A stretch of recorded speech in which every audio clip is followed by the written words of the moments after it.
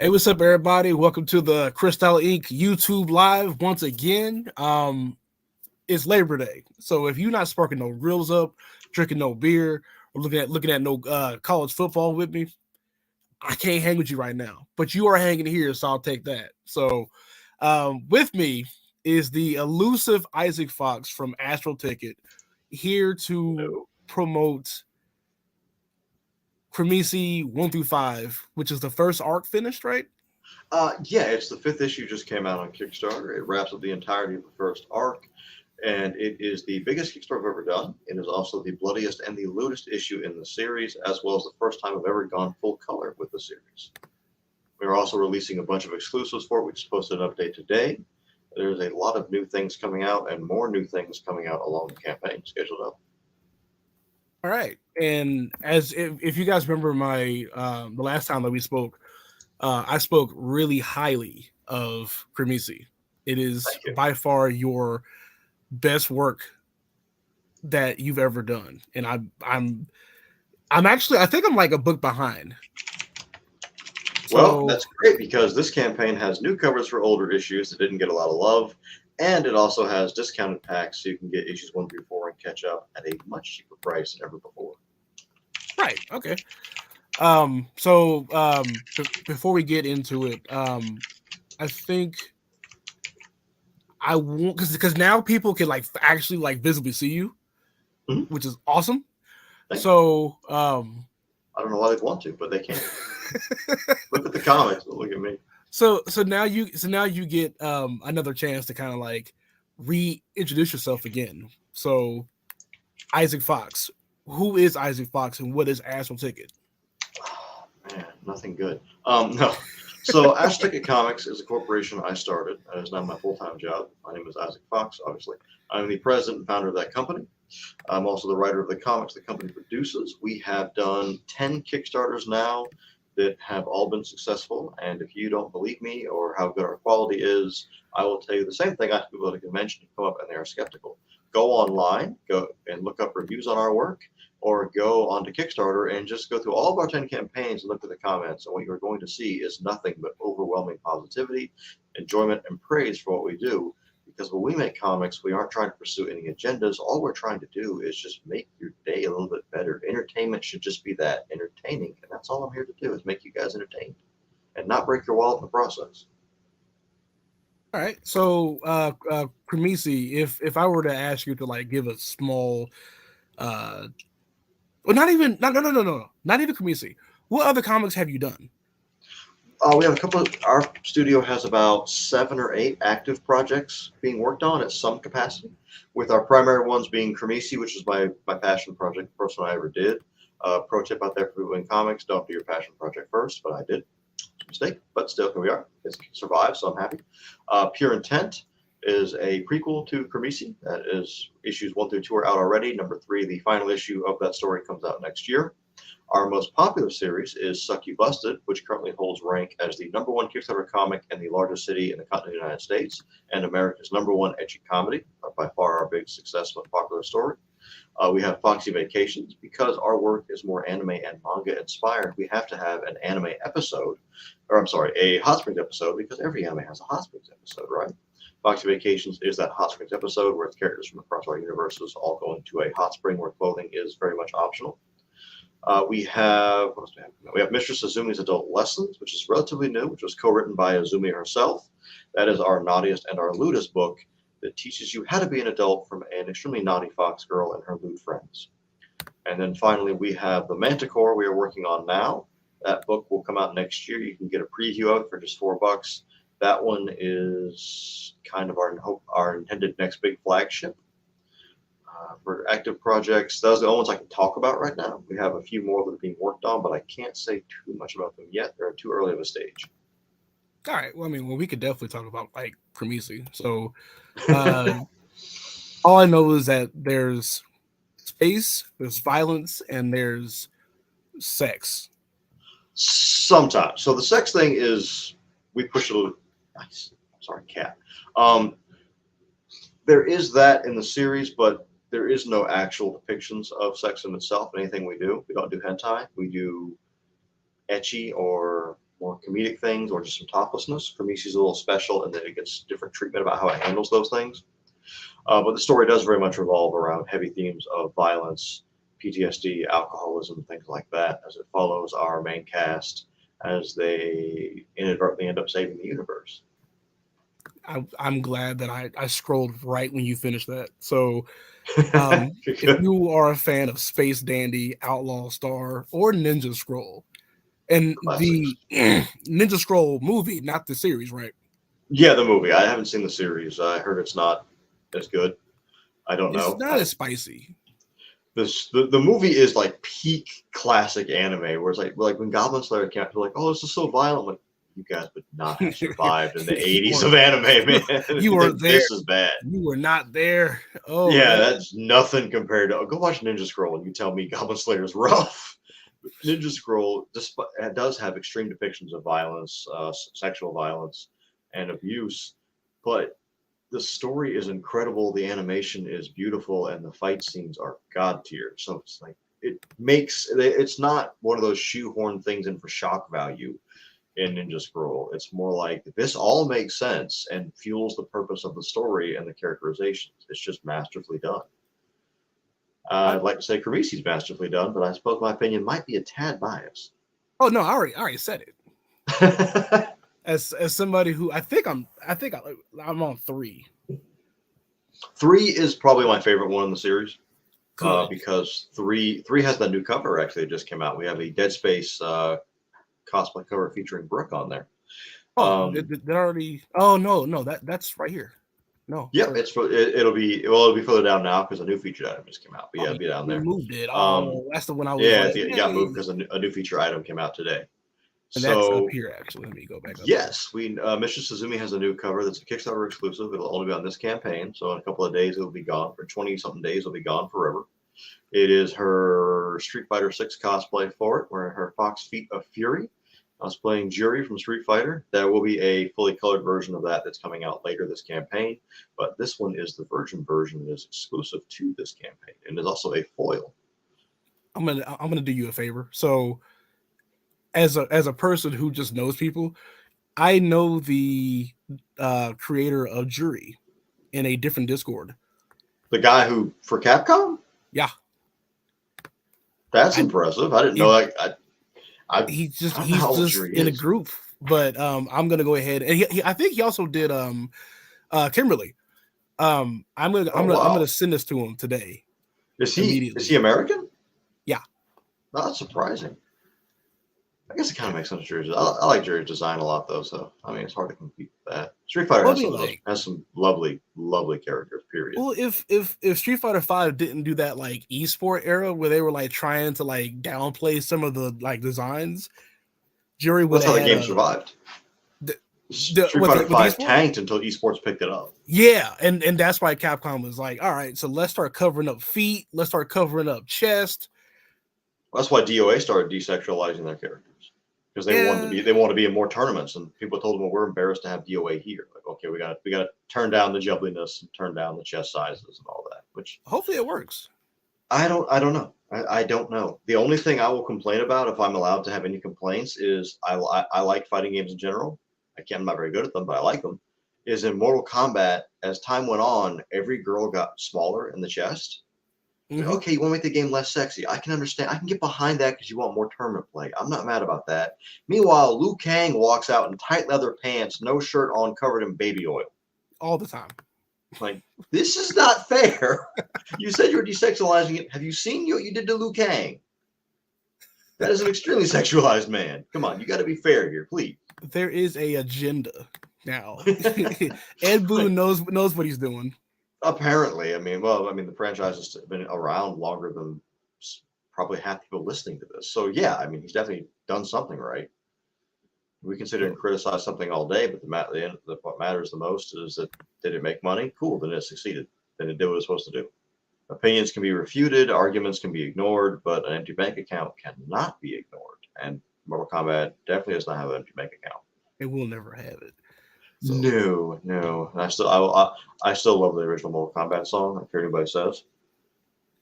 Tell me when you hear that song, you don't want to just punch someone in the face. It's great. Especially if you were born back then. Yeah, I was a kid when that came out, so it was great. It's Dating nuts. myself here.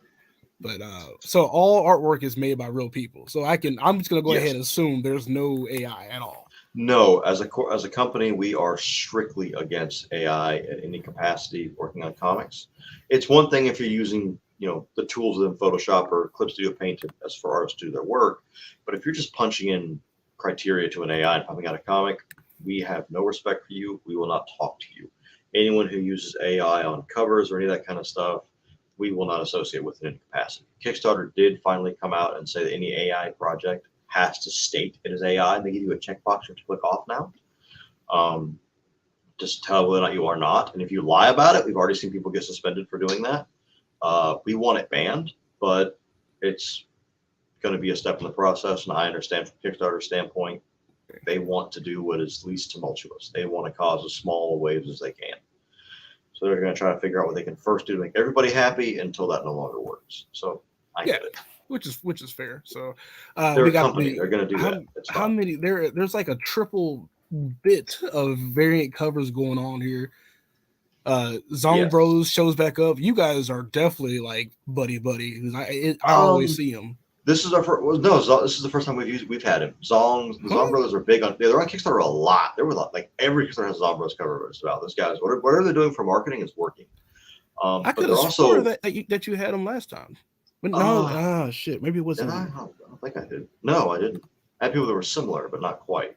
I'm gonna go look it up. Um, they did a cover for us at the time, but it wasn't for this. It's not for any project we've got currently live. Okay.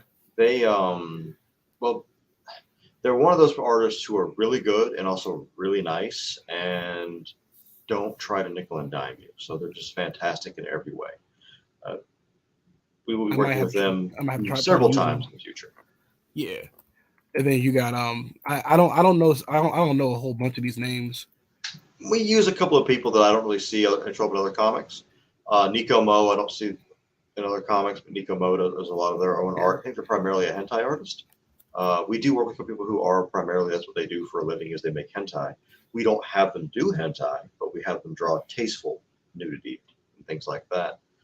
That's smart. Art Toru's a new addition to us. His work is really good and It is. very shiny.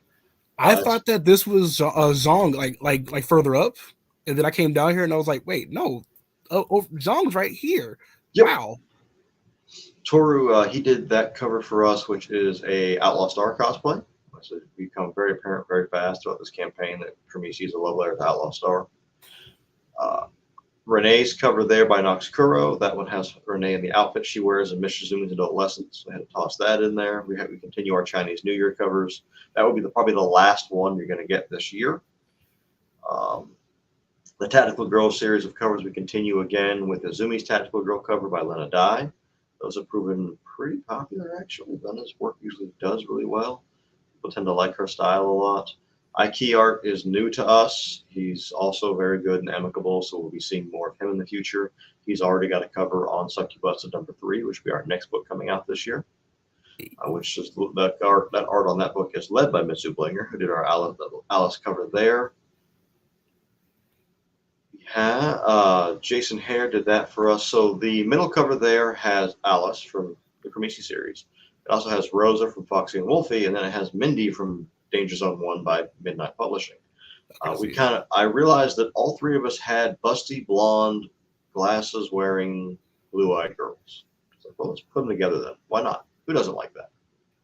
And that's what ended up becoming was kind of a generalized anime homage with a lot of fun Easter eggs in the background, and for 6 reasons to like that cover. Hold on. Is this new?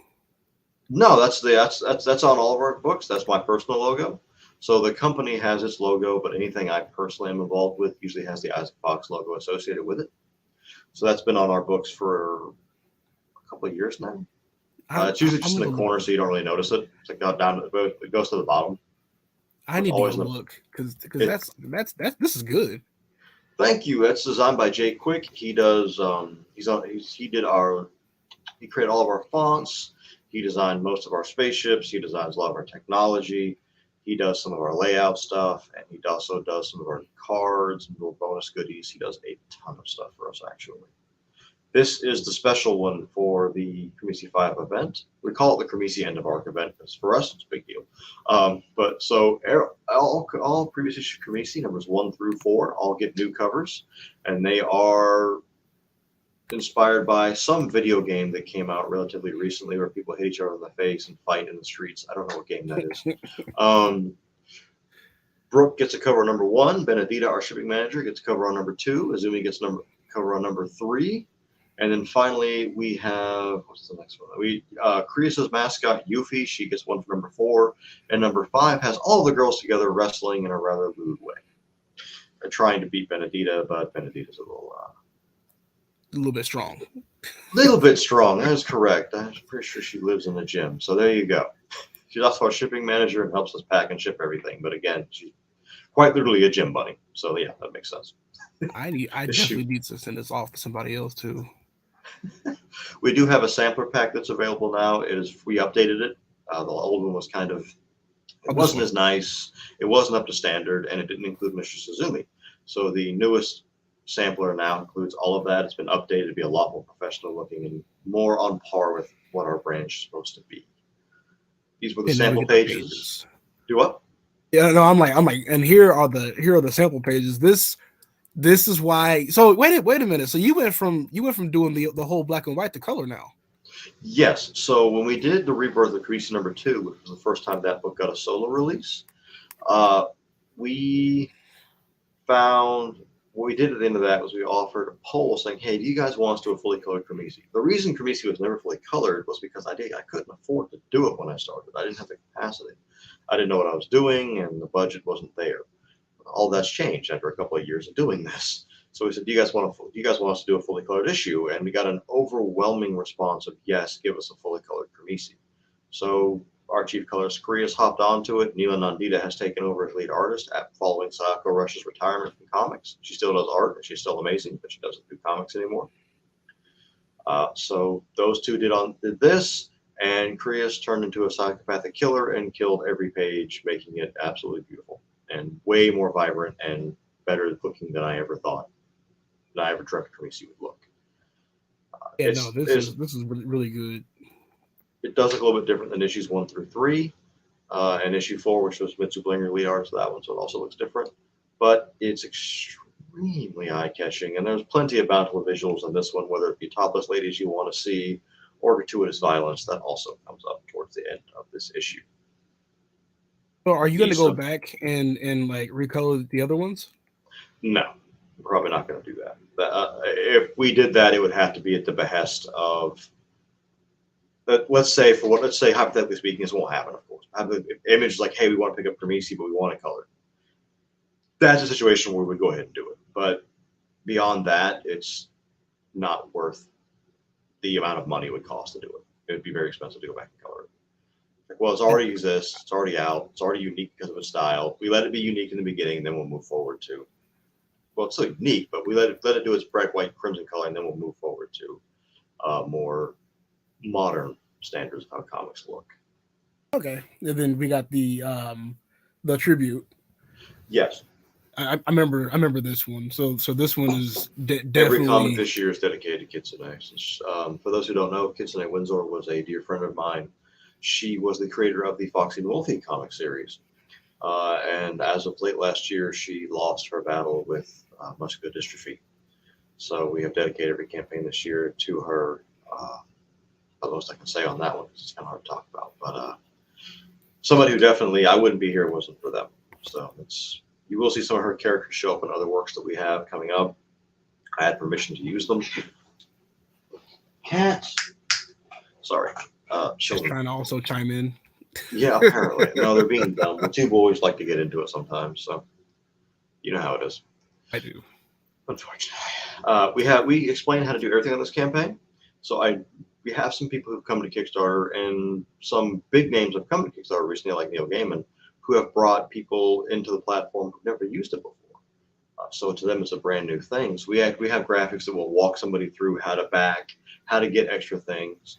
What my goal for any Kickstarter I ever do is that anybody could look at this and within 5 minutes, if it takes that long, know what you want, how to get it, and be out and on with your day. like this. Why am I not doing this? I should be doing this.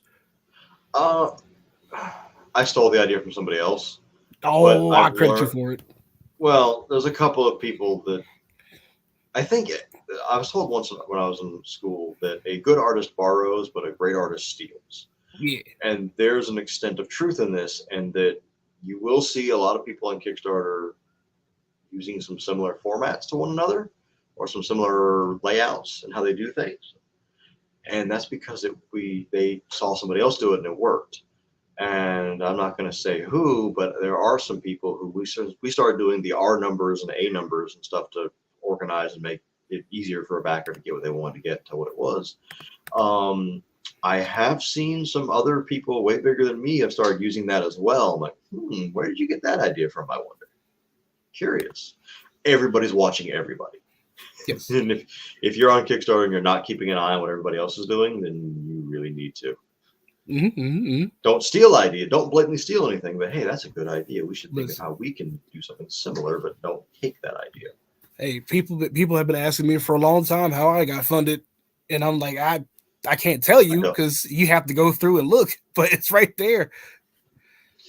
It's hard to say. Like what this book if you sit here and ask yourself, why did this book do well, but this book didn't? The only thing you're going to end up accomplishing is tearing all your own hair out. Just don't try to ever solve that mystery. It's not going to work. Right. That's the same thing as behind me right here. That's we use it for conventions, that graphic, but that is just a collection of some of the things that we offer, covers, series, all that kind of stuff.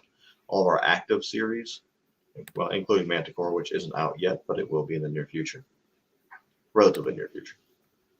All right. So I need you. I think you've kind of went through some of it because so this is pure intent. There's Sucky Busted. There's another Cremisi, Foxy Vacations. I don't know this. Manticore. That's the Manticore. Okay, and then another. So, out of all these, if it's not if like Cremisi was not up here, it's in the top left. I think. Well, no, yeah. But I meant like if it wasn't on here and I had to choose a favorite of yours without it being Cremisi, I'd probably have to go for like Sucky Busted. Sucky Busted is the most popular series by a metric mile. It's definitely the most popular one we have. And it's not hard to see why. It's got great art. The story is fun. It's not a super serious story. It's silly, it's sexy, it's got plenty of naughty demon girls. We already have planned the second arc. That's already started working on it, and a one-shot spinoff is already also planned as well. Including a small animation for it may come up in the near future. It's going to depend on how well Cremisi does, but we do have plans for it. We have someone ready to do it. We just have to be able to pull the trigger on it. Okay, and here's some more Kickstarter terminology help. I would have put this one like right next to the other graphic of like like further up for it's like like trying to help. Something we ran into is that we have people in our Discord server, which is run by Azumi, that say they don't read comics. They read anime and manga, which is a lot of who our primary target audience is, and more of the anime and manga crowd as opposed to the hardcore comic guys. But that means that they aren't familiar with some of the terminology that comics use. Like what does a virgin cover mean? We got a lot of questions about that. What does that mean, virgin? Well, it means it doesn't have any trade dressing. What's trade dressing? Hasn't touched it yet. Okay, they don't know what trade. Okay, I'm using jargon to explain a jargon. That doesn't make sense. Virgin. There's no titles or logos. It is just the raw artwork. There's nothing else interfering with the art. So okay, we can explain what that is. We can explain what a metal book is. What's spot foil mean? What is that supposed to mean? Rather than leaving it to just each graphic that has that kind of cover explaining it, we'll just do one graphic explain what everything is. It works. Well, we want to make it again. Everything's about simplicity.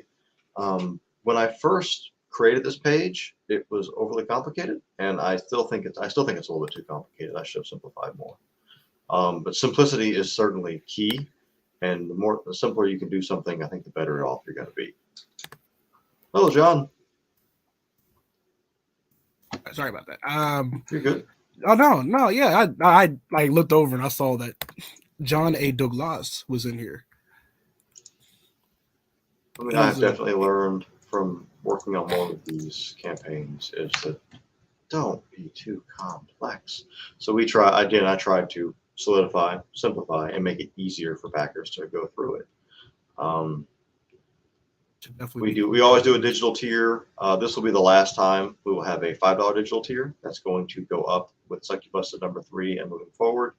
I hate to increase prices ever, but the reality of it is artists have increased their prices substantially. So we don't really have much of a choice anymore, but to do that. This is also that cover right there, Sako Rush. That is her final cover in comics. She may take commissions to do them still. I don't know, but that's her last one with us. So the entire first arc all have Sako Rush covers, and this is the last time we're going to have one. Wait, how is it flying off the shelves? Yes and no. I don't know. See, I don't know what the criteria for that would mean, because it's like, well, flying off the shelves for us or in general. Because flying off the shelves could mean like, oh, it sold 100,000 copies, but realistically, we're not going to be looking at those numbers on Kickstarter.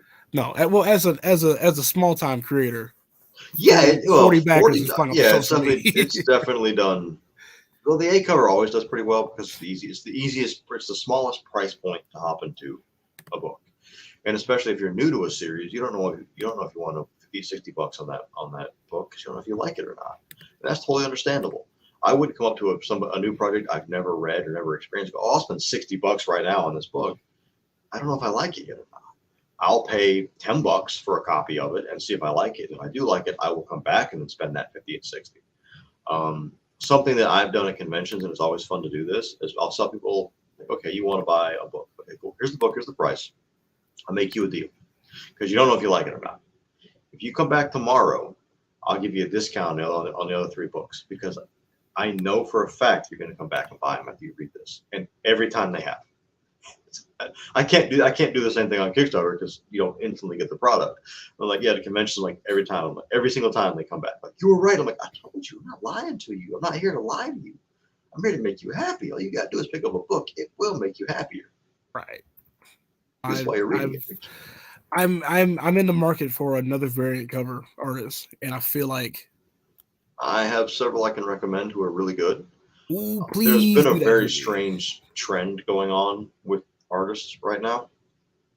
It's become a rather tumultuous environment with other independent creators and particularly myself even coming to me complaining about experiences with artists right now.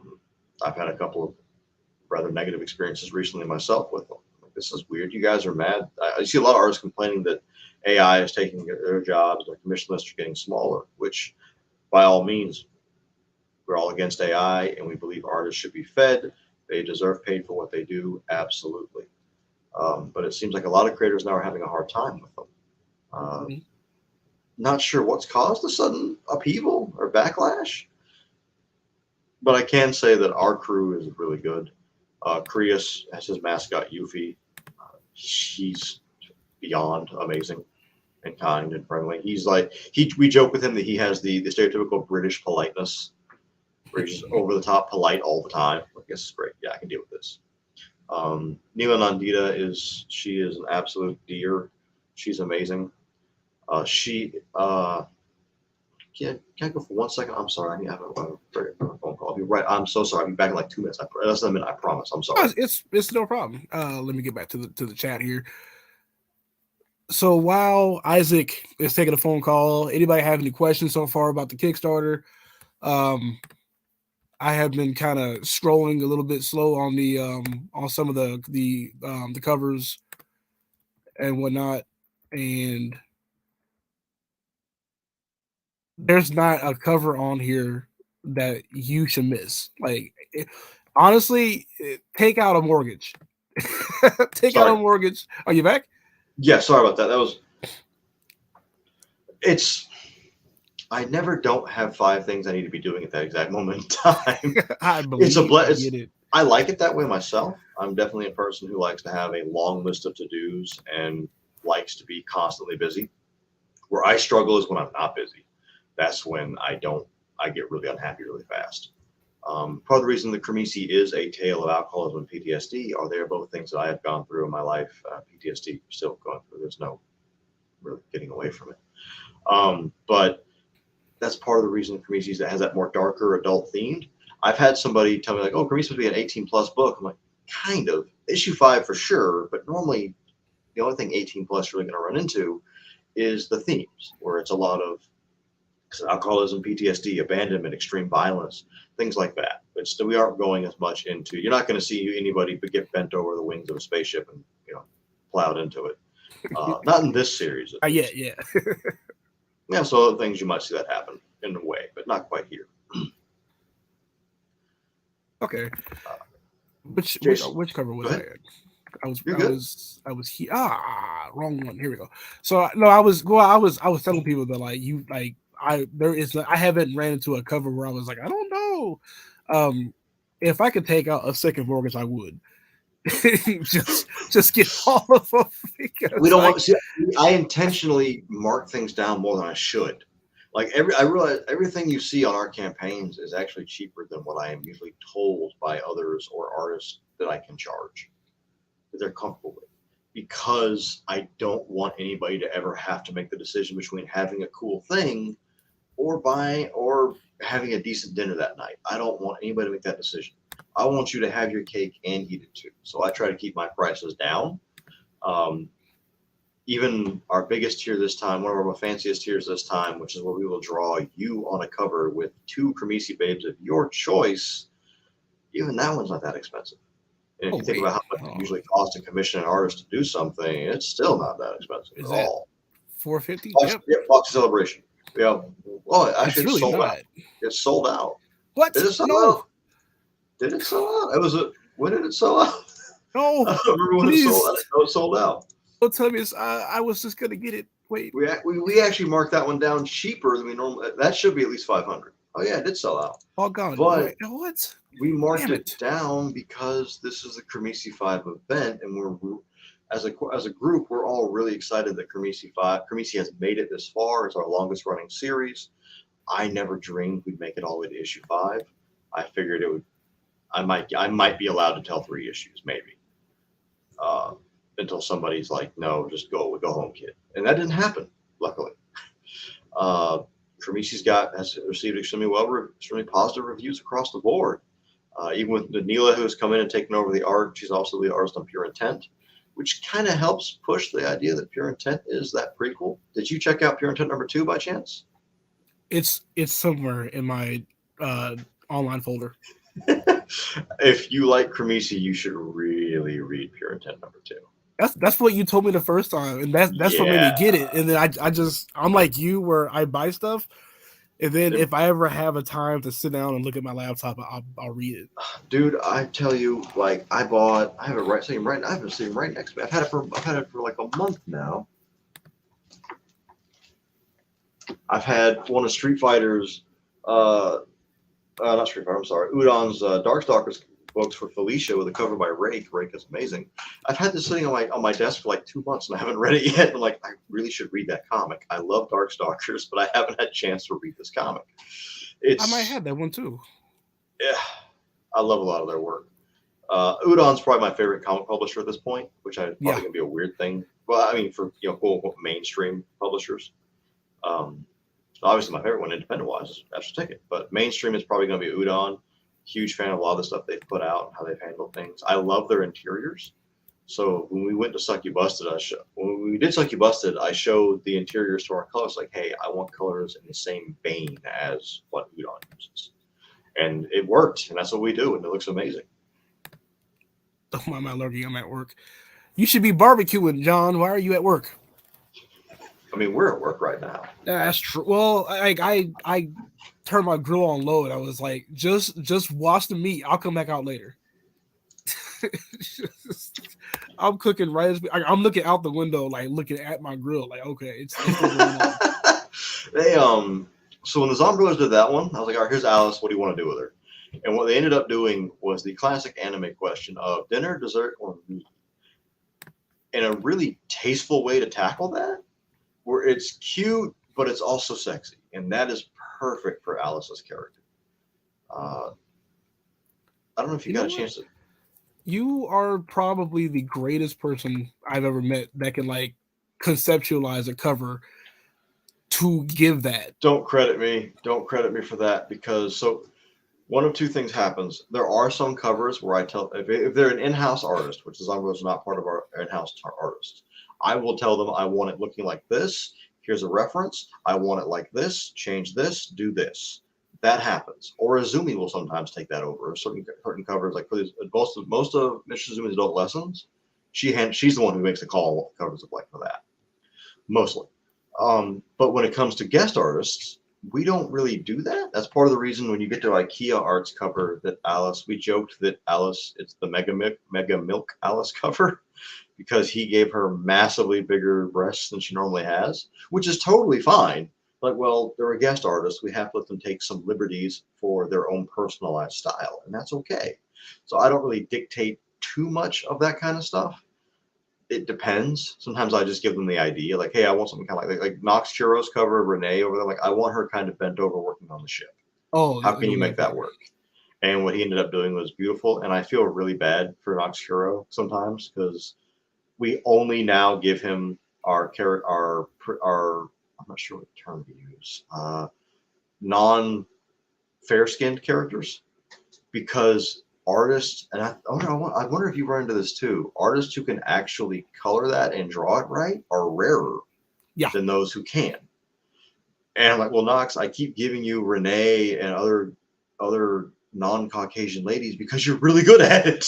You make them look beautiful, and I love that. Not every artist can do it.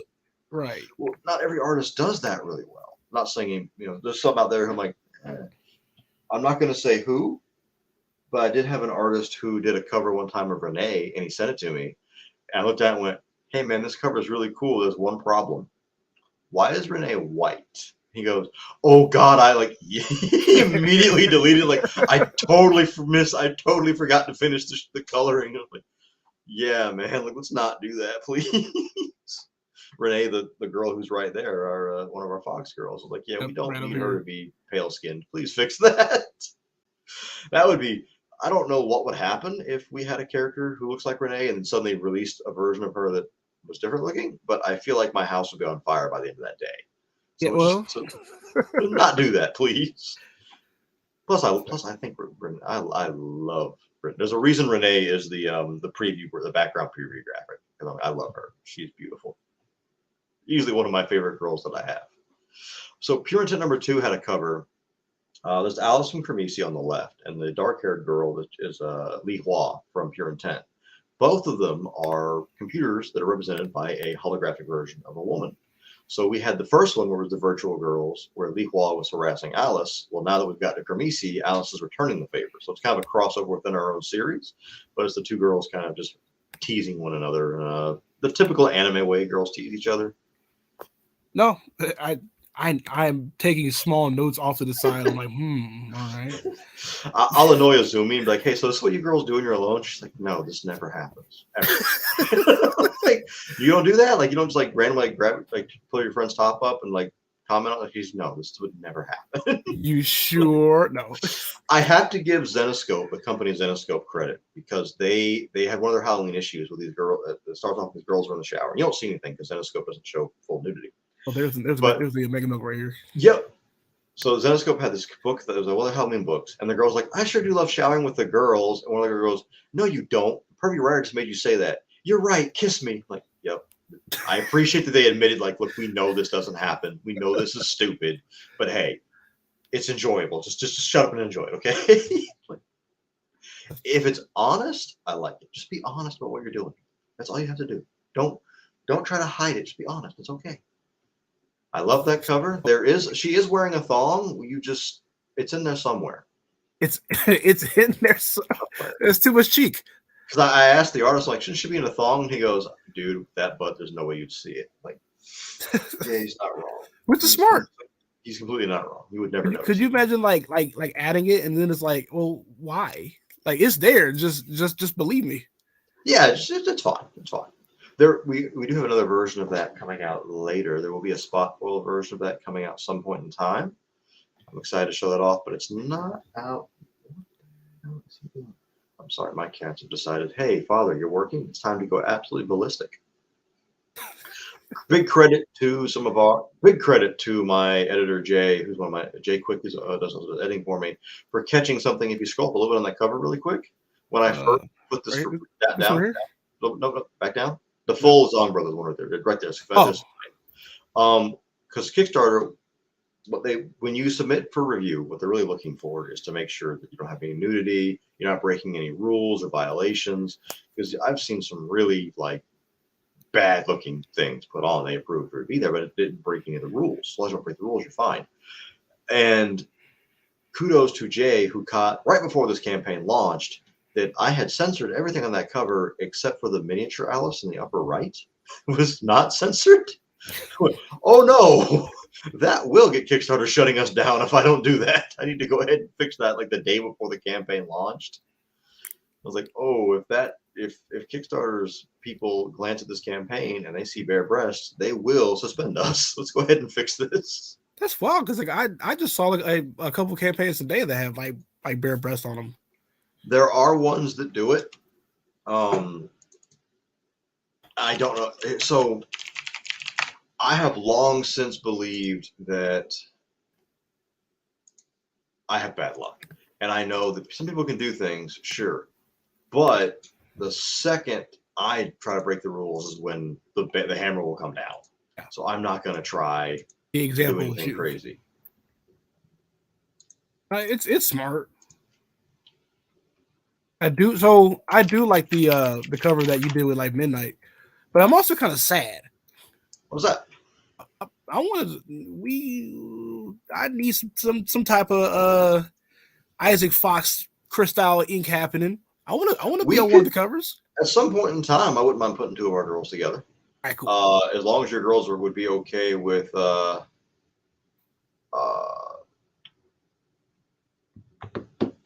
topless or nude. Yeah. I hate to say it, but I've told ours hey, would you rather girl with a top off? No. All right, well, have a nice day. We have a naughty variant of everything we do except for certain A covers, and that's just part of what our company does. So even those covers are naughties only. Right. Oh, so yeah, there is no other version of that. Yeah, no, I'm gravy with it. I was just let me know what I need to go do for you. So I need about a 6-month advance because everything we're going. So when I first started this, I was doing one campaign a year, and it was I didn't know what I was doing until I launched it. And I got lucky that I got in with a certain crowd, people who worked with and around ArtGerm. And from them, I got to talk to people who are way bigger, smarter, and more advanced than myself. And I learned that those guys plan out their campaigns a year in advance, if not further. So now that's what I do. I plan everything out. A lot of times what I will do is, especially since you're also in America, I will commission all of next year's covers in around October, December-ish, so that I can spend the money right then and there, so that Uncle Sam doesn't punch me in the face quite as hard come tax season. So the end of the year is okay, this is the cover. This is the series of covers we're doing there's the 3 books coming out next year. This is the series we're going to do. Here's what the theme of these covers are. Here's who's going to be on them. Who do I have? And that's about when I make that decision. We add some as time goes on. Things change. Ideas come up. Whatever. But we could definitely put one of your girls on a cover with somebody in Sucky Bus. Oh, actually, I'm thinking about bringing out the next Foxy Vacations sooner rather than later. So if that's the case, that would be a perfect time to do it because Foxy Vacations is a no holds bar. We throw what we can at it and let people enjoy the visuals. Hey, when is that? When's that one coming out? I can't say yet. There's the current plan is Pure Intent number 3 would be the first book of next year. It is entirely possible that Foxy Vacations will be the first book of next year. I can't say quite yet. That book is 99% done. So it wouldn't be hard to do. I am going to redo the comic pages of it. What we originally did, we decided to change. But the theme of that one, I can tell you, is an adults-only cosplay convention, which apparently are starting to pop up more and more in the U.S., but they're all in Texas for some reason. Let's go. Are you in Texas? Oh no, but I always like the like I don't own anything. I have a colleague of mine who his profession is that he sells T-shirts at conventions. And he's really good at what he does. He's a guy I learned how to sell from. He said one of the best cons to go to is one called Exoticon, which is absolutely an adult convention. It's adult actresses and stuff that are there walking around with little to nothing on. And he's like, it's the most fun show you'll ever do because you'll see some shows that are amazing. So I saw that he said he watched it, one of the panels they have was this girl with a whip, and she was like 20 feet away, was just like taking the fire off of candles, like not damaging the candle at all. But that would just be cool to see that somebody could do something like that. What are you talking about? You don't see that at a normal convention. That'd be cool. We do some standees. We started doing those a while ago as an experiment, and people kind of liked it. They're normally kind of like this right here. One of Alice. They're kind of like that. And we have some bigger ones. I didn't want to say for work. Here we go. We're on YouTube. Some bigger ones. The Cremisi one there is a special one, and then it has every character from the first arc, main character from the first arc all together, and including the Purgatory itself, the starship behind it right there, which was designed by Jay Quick. And it's this time it's made of wood. We're trying to do things a little greener, a little more environmentally friendly. Acrylic is not environmentally friendly at all. I don't know how long it takes to decompose. It's probably like 1,000 years. I don't know, but a while. So okay, we'll do it with wood and do that. We did the same thing for our keychains we did recently for Pure Intent #2.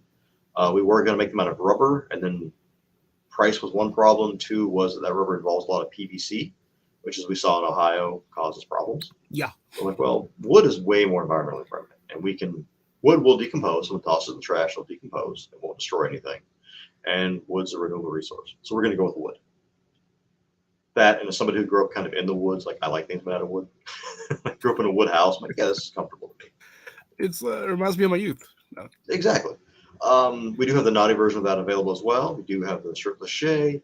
We have Alice's boobs, and we have Renee's booty. Hey. We believe in equal opportunity fan service here, so we do have some stuff with some guys here and there. Listen, I need you to start the movement on getting femboys out just like this. I have 2 projects in the works that have something to do with that. Yes. Mitsu Blinger is essentially spearheading a small side project. It will come up as an add-on in the future. It will not be a full produced book unless people really like it. But it does involve that concept, but it's a comedy, and it's a very short comedy playing on The Little Mermaid, and that's the most I can say. And the only reason I can say that is because if anyone out there doesn't know this, The Little Mermaid, the original actual story, not the Disney version, the original, was written by a gay man, and it's actually an analogy for being gay. Mm-hmm. But no one seems to know that. Like, wait, I guess Disney didn't. At the time it came out from Disney, it wasn't an acceptable thing to talk about. Now it is. So now we can say, hey, just so you know, this is what this book story is actually about. Oh, because I have a story like that coming out sometime in the beginning of next year. So I'm just kind of like, if I could find like other people, it'd be so much easier to like promote it. The question becomes who's the target audience.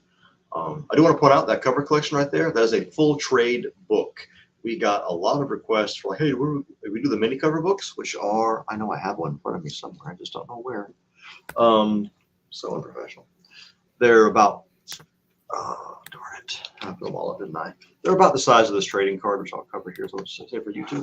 They're about that size of the mini cover books. And what they are just completely virgin covers from that book's run. Usually the naughty ones only. We always get requests. We want a full-size thing of the variant covers. Well, we will get it. You got to wait for the right time. Well, now is that right time. Since this is the end of the arc, you can now get every single Cremisi character cover, nice and naughty, in a virgin variant, minus the A covers will not be virgin, in a full trade collection for only $40. And it's like a 52 or something page book. Like, you're getting a lot for not that much. No. Again, we don't want to nickel and dime you. We're not here to do that. Yeah, 56 pages of pure raw covers for just $40 is I've seen collections from Image and Marvel that are way more than that. Way more, yeah. I got one of Artgerm's big trade books, and that thing was more than that. I got this one. These two. We marked these down for this campaign because this is number 5, right? So if you're not new, I wouldn't expect somebody to come into the 5th issue of a series and go, "Oh, I got to buy every single like fancy version of the previous ones," even though I haven't read the series yet. I wouldn't do that. So empathy is a powerful tool. Like, well, I wouldn't want to make anybody else do that then. So what we'll do is you can get issues 1 through 4 for $15, which means you're getting one of them for free because only $5 a pop. And then if you want the physical ones, they're $31, which you're still getting one discount because they're only $10 a pop. So we're still saving you some money to get into the series. We want people to read it. We want you guys to hop into the series, and we want to make it as accessible. That barrier to entry does not need to be tall. You can step right over it and enjoy the entire series. And again, if you were a fan of anything like Bebop, Outlaw Star, Mandalorian, Trigun, if you like Star Wars in general, you're probably going to love Cremisi. Probably no. You 100% will. Yeah, because that series did. That's the new cover we're talking about. The Dead Space. Yeah. Yep, that's a Dead Space cosplay for Cremisi number 3. Cremisi number 3 is, it kind of goes into horror territory. We start getting a little bit more to the actual meat of what the Cremisi story really is. So we like, well, we got requests from backers for more cosplay covers, which is why you're seeing a lot more of that now. So like, okay, well, I love Dead Space. So, and that's inspired some things that were in Cremisi 3. So why don't we do a cosplay of that? Who's going to do it? Well, obviously the company mascot, because we didn't have her in issue 3. So now she needs one. So there is a naughty and a nice variant of that cover available, with a really terrible tagline on the third one, on the naughty one there. What's the tagline? Scroll down about a half a scroll. Yeah, right there. Oh, I read that, and then but like my brain was like Scream, and then I just no, it's not Scream. it's not Scream. It might be involved, but that's not screaming. Oh, this is definitely Cremisi if you think about it. Well, it fits into what that issue was about. It's true to the source material, but it's also really fun. And Brooke likes doing cosplay stuff. She enjoys it. Izumi enjoys it, so we put them in cosplay covers when we can. Now this is always. Are you done, sir? The cat says no. Yeah, I don't know why. He just had to be annoying all of a sudden. Pure Intent, of course. All of our books are available. You can find a bigger catalog on our website with everything available there. The only exception is Pure Intent number 2 is not on the website yet, and neither is Mr. Izumi. Reason being, we have exactly 30 more packages to ship for Pure Intent number 2 before the backers are completed. And when you back Astral Ticket, you as a backer are our number 1 priority. So we do not release these books to anybody else until every single backer who filled out the survey has the books. So once this finishes this week and we finish shipping Pure Intent number 2 and Mr. Izumi number 1 this week, then they can go up on the website. But until then, only the backers have access to it. And it is available on this campaign as well, because by the time the fulfillment for this campaign comes up, obviously we'll be done with previous fulfillment. So we've still kept our promise. And if you guys don't familiar with Astral Ticket or what we do, please feel free to go through my previous campaigns and read every comment we have on every update, every campaign page, and you're going to find that we have always kept our promises. Astral Ticket actually, nobody knows this exists. I've had other creators call me a liar for saying that this exists. I had to show them pictures. If you click on somebody's profile on Kickstarter, you can go to their profile, and there is a tag that says backer favorite that we have. And what that is Kickstarter gives that to you, assigns that to creators who have a continuous proven track record of keeping their promises and having positive reviews from backers. Because when you back a campaign, it will ask you at some point in time, how do you feel about this campaign? Frowny face, neutral face, happy face. Mm-hmm. We have had enough happy face responses that Kickstarter now rates us as a favorite. Rightfully so. And we want to do it again. We want to keep being people's favorites. We want to keep doing the best we can for you. That's the digital preview for the Manticore. It's only $4, and you're getting the preview, the first chapter of it, drawn by Aldi Fazan. Aldi did the A cover right there. He's done some other stuff for us. He's always done a lot of crazy stuff. He used to work on League of Legends Southeast Asia. He's been the artist for a couple of light novels that were published. That being said, Aldi has disappeared. He had surgery recently, and all the social medias have gone cold, and we have not heard from him. So Aldi, if you're out there, please respond. We are very worried about you, sir. he's finished all of his assignmts. We just don't know if he's okay. And Astral Ticket, one thing that our company is very serious about is taking care of our artists, especially if they're an in-house artist, which Aldi is an Astral Ticket artist. He's part of AT. We try to look after them very well. I have told my artists before, hey, if you guys can't pay your bills this month, that you have no food, you just need to call me. We'll take care of it. Don't worry about it. One of my artists, I won't say who, she needed a new computer. Astral Ticket as a company paid for half of that computer to help her get it. Now she's paying it back in art over time, but we'll get it for you. Don't worry about it, and we'll just slowly worry about it later. Right now, you need this for your job, for what you do for us. We're gonna take care of it. Don't worry. Oh, That's how we like to operate as a company. Top dog behavior right there. I've worked enough for people who, so at our age, we've had a bunch of jobs. I've worked for managers who clearly do not care if you just die or not. There's no care whatsoever. My last job when I got COVID, and I told them, hey, I'm coughing up blood and I can't really breathe, and I thought that it was the end. I'm done. This is it. I'm gonna die. And my partner was like, well, go to the hospital. I was like, well, why? If you go to the hospital, they just intubate you and you die in the hospital. If I'm going to die, I'm going to die in my own house, in my comfort zone. So screw all that. So I thought I was going to die. I legitimately thought it was the end. And I get a text message, we need to talk about your schedule. Dude, F your schedule. I don't care right now. I'm dying. And that was the moment I was like, I will never, ever treat one of my employees this way, ever. You're sick? What's wrong? What do you need? Okay. I'm trying to get one of these circle headshots for myself, right? This space right here. Just trying to figure out how to do it. Also, I'll include a new tier. $500. We'll list you as a credit. There you go. It's a executive credit. You get no rewards. Just put you on you're right here. That's fine. I'll do that. I know it's silly, but I like how everybody else has their character really sexy, and my character it's just the fox. It's just a literal fox, which I enjoy.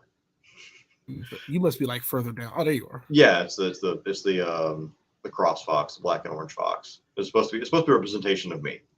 I'm looking at you right now. Yeah, that's close enough. I'll look at you right now. I wish I looked like that. That'd be great. It'd be amazing. I'd probably make a lot more money if I looked like that. If I sweat a little bit, maybe. There you go. Yeah, it works now. VTuber models do exist, but it's the beard. Yeah, a little bit of that. I basically just have a Fu Manchu. The thing is, I basically look like Master Roshi, but like younger. It's the entire thing, like the same facial hair. Like, yeah, I should really cosplay Master Roshi one day. Oh, you definitely should. Yeah, I need to do that. It's just time. We have all of our links there. You can find us on social media. You can get the Mitsu Blinger site. She's one of our top artists. We have our stretch goals. 2 of them have already been unlocked. We are well on our way till that 3rd, where everybody gets a Support Indie Comics Renee coaster. I really want that coaster myself. The biggest one on this campaign for stretch goals is we have a window decal that is tough enough to be put on the outside of your car. So it is. I see a lot of people nowadays have. I don't know if you've seen it in your area here, like in Jacksonville. Like everybody now suddenly has these anime character stickers on their cars. Mm-hmm. Yeah, and it's amazing because I think you and I are close to the same age. When we were kids, growing up, you couldn't talk about anime. That wasn't an okay thing to do. But now it's like I know guys who were on the football, who were scholarship football players in college, and now they have anime stickers on their cars. Like, it was different. This has changed, man. It was like like for me, it was like you could talk about it, but like you couldn't like it couldn't be your whole like personality, because then like you were gonna get made fun of. In reality, as an individual, you shouldn't base your entire personality off one aspect. You want to be a rounded individual. I think everybody should seek to do that. Kind of the Greek philosopher statement that every man should be learning to round themselves off as much as they can. That's where you kind of get that library of esoteric knowledge in your head of things. They're like, well, this is useless, but I know about it. Because you just read. In reality, that's kind of the beauty of comic books, though. Reading is absolutely a workout for your brain. Comic books are cardio. you're just giving your brain the cardio, and it's been proven that it helps brain function as we age too. So it's a really helpful thing to do. And obviously you could go to a book on, astrophysics and do some heavy lifting with your brain, but that's beyond my brain's capacity. Guys, but there should not be a risk or challenge. There's always a little bit of it. Well, yeah, but I meant like if there is, you will be like forthcoming to at least get in front of it, and that's something that like not Kickstarter demands you fill that section out. Yeah, I always put something small. We went a little bit bigger with it this time to see what would happen with it. Most of it was like, hey guys, look, we've done 10 of these, and you can go back and look. You're not risking anything backing us because you're gonna get the book unless something kills me. Which don't get any ideas, cats. These cats. Unless that happens, you're gonna get it. Like, period. The stuff's coming. We may not be as fast as some creators. There's somebody the other night who told me that she starts shipping out the same week Kickstarter ends. I'm just like, but the surveys don't even get completed by then. We don't send the surveys out until the funds clear. Because the reality of Kickstarter is you're gonna have people that their cards don't clear or they back out when it comes time to pay, and that's okay. Everybody's got their reasons behind it. I felt bad that we had a backer one time message us saying, apologize that he had to back out because he had a death in the family. Like, dude, not a big deal. Take care. Tell you what, that tier you ordered, I'm gonna put it in a box with all the stretch goals. And when you're ready, you send us a message. Until then, take care of your family, take care of yourself. And we do this kind of stuff all the time. Where Kickstarter is an interesting environment in that you have some people that think that we operate like Amazon or a big corporation does, but the majority of them know that you're usually just like one guy, if you're even that, doing everything. And as long as you're honest and keep up front with them, they're incredibly understanding. And we try to return that by being understanding and helpful in return. I strongly recommend you play that video. If you haven't seen it, I think you're going to like it. Is it a new one? Oh, yes. Oh, okay. It's the most expensive video I've ever made. By a long shot. Everybody take a seat. This is a very. You don't want to know how expensive it was. Don't you break it, don't you fake it, don't you mock it. There's a treasure thing for everyone. And then let me go. Only love it, only dreams it, only you. It's just about the only thing I care about. And I'd let me go. Since the development of warp space drives and intergalactic travel, the universe has been classified into two major regions. The so-called civilized space, where major governments and empires rule all aspects of life, and free space, regions of space not controlled by any officially recognized power. The major galactic governments, in pursuit of their own interests, have established laws which restrict what those in free space believe to be inherent freedoms. Among those freedoms is the right to love and marry members of other sapient species. The small colony of Sufavri serves as a haven for those individuals who have forsaken the safety and comforts of their native worlds in exchange for personal freedom and the comforting embrace of another. Where there is beauty and purity, so too are those who wish to corrupt it. Whatever the reason, their dreams are others' nightmares. Shay of the Purgatory, what are your dreams? What is it you are trying to accomplish? It is important to remember, while we chase our dreams, we are also being chased by our nightmares. Believe in yourself. Don't fear failure. Shay of the Purgatory, do you remember why you are here? Do you recall your purpose? Let perish all who seek the gates.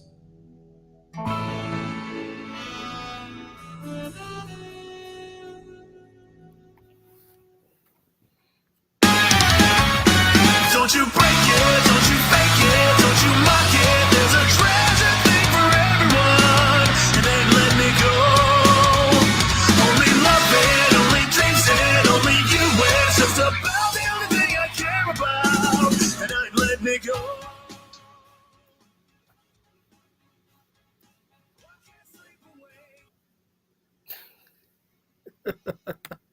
Yeah, that animation was not cheap. It came out when I first started this. Do what? No. It's like while it was going on, all I thought about was like, And then coming up next on Toonami. That's the exact vibe I wanted, because Toonami is what inspired me to do this, and Outlaw Star was the one that really resonated with me as a kid. It's like, well, I kind of want to capture a little bit of that in this project, what we do. Cremisi is in no small way a love letter to that series. So, like, oh, we can do this, and I found Trey Watson on YouTube did a cover of that thing. Was like, yo, can I use part of your cover, man? What do you want to do it? And we agreed on a price. And it was very fair. We took like, okay, well, I'll pay you for this. I don't want to take some moocher trying to like take your stuff, man. You put in a lot of work to do this cover, and you did it really well. You deserve to be paid for this, so let's do that. So we paid him for that. The animation was done by Himino Sensei. We'll see her. Hopefully, we'll see her animations on the new Psyche Busted. Again, will depend on how Cremisi does. The voiceover is by Eric Bra, who is in League of Legends, World of Warcraft, Heroes of the Storm, and I think he's in Raid Shadow Legends. He's in like everything. He's in a bunch of stuff. That's expensive. Not as less than you think, but more than you hope. Oh. That's the best I can way to word what that was. It's still too much, but I'll take it. When I first started in comics, I wanted to make Cremisi an animation, but then I started talking to animators, and their average price was about $5,000 per minute of animation. Mm-hmm. Like, that's understandable. It's a lot of work. Out of my budget. Still out of my budget. Maybe one day, but not right now. So we can do small animations like this to show off the characters and what we do. I should have mentioned what this book is about. Safavri is the 5th issue of Cremisi. You could jump directly into it, yes. It follows our cast, Shay and Renee, our 2 main characters, at this stage, as they go to a small free colony and hopes to get some parts to repair their ship and relax for a bit following the encounters of issue 4. And much to Renee's shock, Safavri, it is what is called a love colony. So guess what, kids? Spacism exists. People in space. You think racism is bad now? Introduce alien races. And see how people act. So governments don't, a lot of major governments in this universe don't want interspecies marriages, because interspecies can't have children together, so they can't boost your population. That means there's no more taxpayers, there's no more people in your own planets, and no empire wants that. But there are those who believe that you should be allowed to love and marry other sapient species. So they establish what they call love colonies. Now, the idea is one thing, but what happens is another. What it turns into is a smorgasbord of food, nudity, and public sex. The best. Renee is not happy to discover this. Shay, of course, is in heaven. But the bad thing about a beautiful vacation is once the honeymoon phase wears off, it becomes kind of tedious and painful. And in this particular issue, what was once heaven quickly becomes hell when we hear something that we have heard in previous installments of Cremisi, and we start getting an idea of what's actually happening in this story. Oh. And it also sets up for the second arc very nicely. I can't wait to get back on that second arc. I still have to read the ones that I'm missing. Dude, no rush.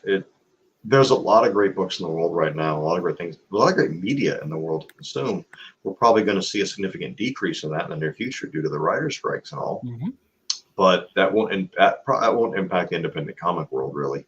So you're still going to see a lot of great independent comics coming out, and hopefully we can continue doing this. This book has 24 days left in it, 181 backers so far, which is not bad. We hope for more. We're going to keep pushing for more. We're going to keep unveiling new stuff. We've got some new sexy things coming out, some new cool things coming out. We're going to keep adding on. And if anybody has requests, we always take requests from backers. No, definitely. And of course, we got that thing with us coming on in the future. I'm excited. You know, yeah, just send Azumi in Discord. I know she's on there. A message about it, and we could do one with Foxy Vacations. Because if we're gonna do anything like wild or throw any guests into it, that's the book we would do it with. That's what we do.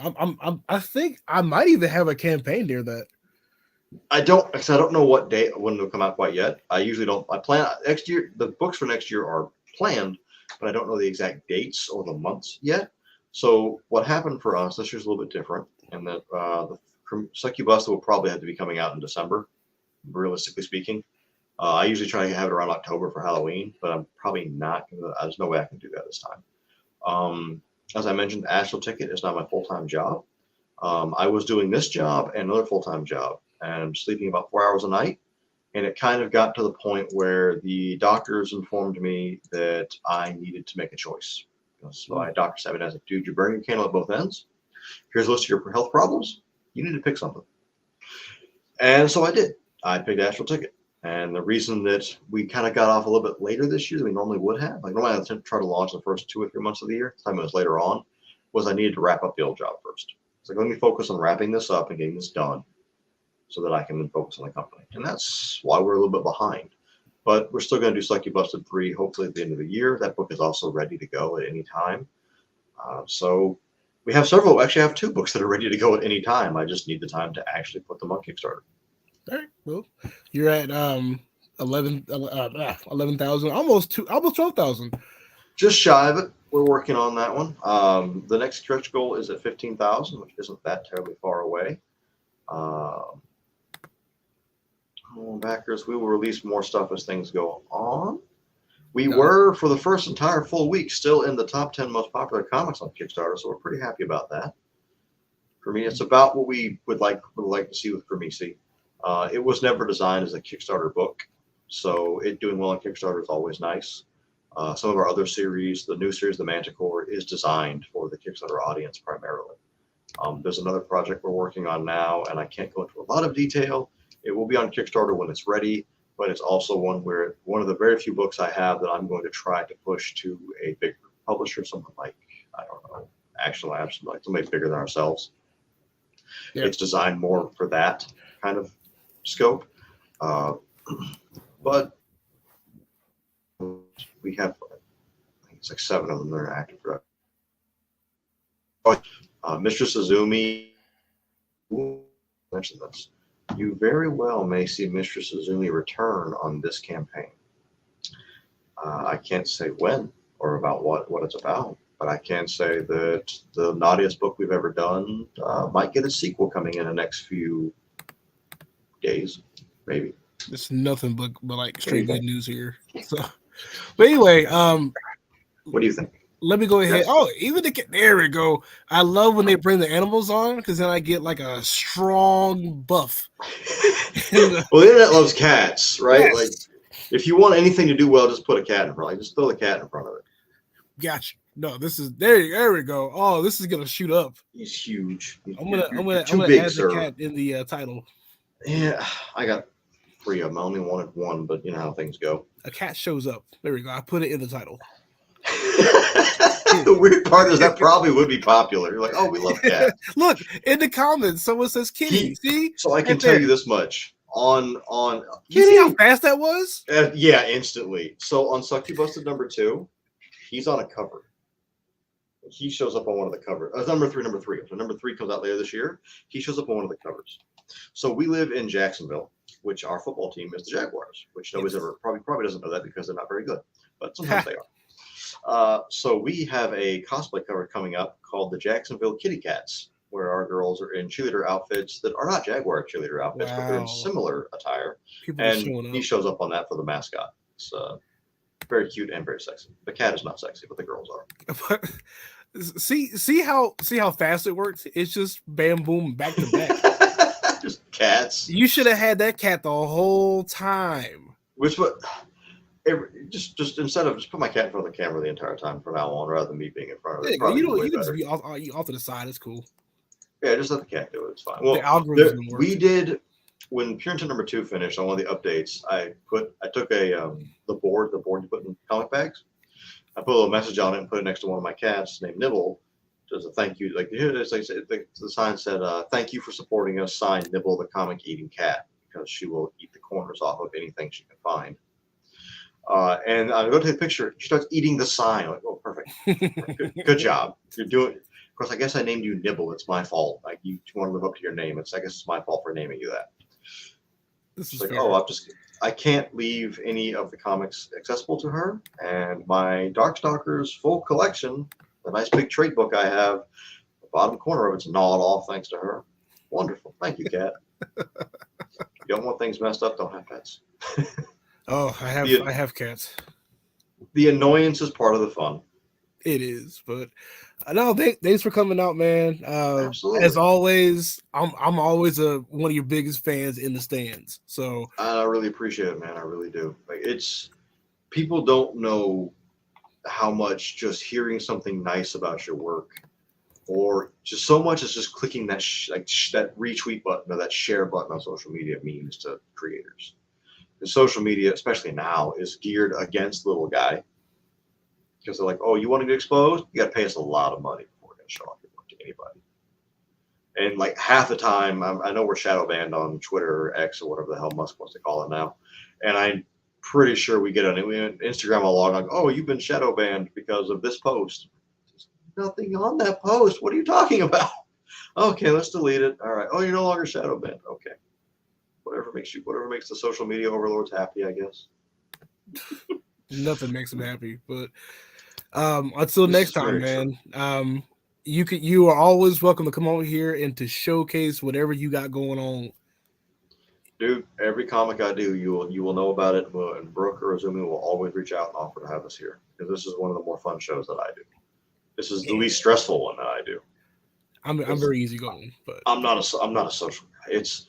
I used to feel bad about it, but Neil Gaiman came out and said this himself. He's like, why don't you go to cons? He's like, well, writers are not very good at talking. It's like, we're great in our own heads and conversations we craft, but if we try to talk on the spot, we sound like bumbling drunkards, which leads to us being very unpopular and unlaid. I'm like, oh man, that's coming from Neil Gaiman.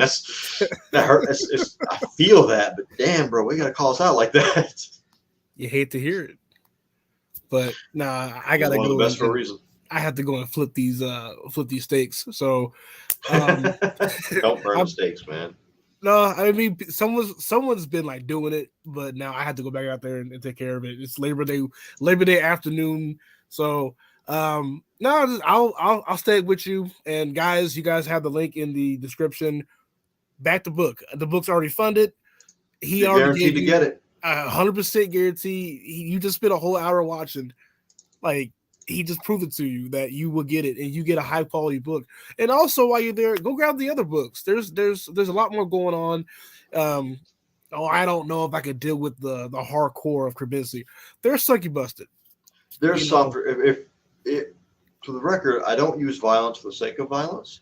The violence has to serve the purpose. Part of the reason Cremisi was originally black, white, and crimson was to cause those violent scenes to stand out more to the reader as they would to someone who's actually going through it. I'm not a huge fan of the trope where the guy, somebody will walk in and like shoot like 6 people in the face and just walk out like nothing happened.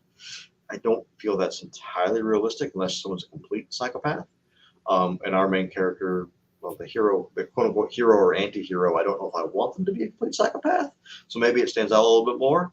So we did it a little more like that to make that pop out. But at the same time, if you don't want to see blood, there's series that don't do that. Like you just said, Boxing Vacations has no violence. Sucky Busted has action, but it's more cartoon action than it is, anybody getting ripped in half and like that. Pure Intent definitely gets really violent and bloody, even more so than Cremisi in some cases.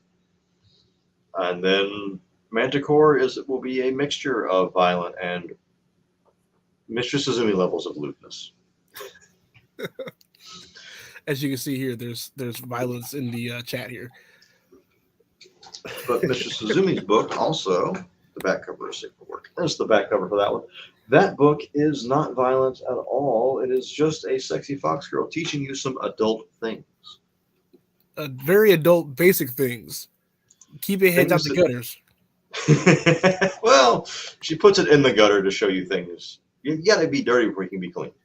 This is true. I want you all to write that down. Write it down. All right. So once again, Isaac Fox, thanks for hanging out with me. Thank you, sir.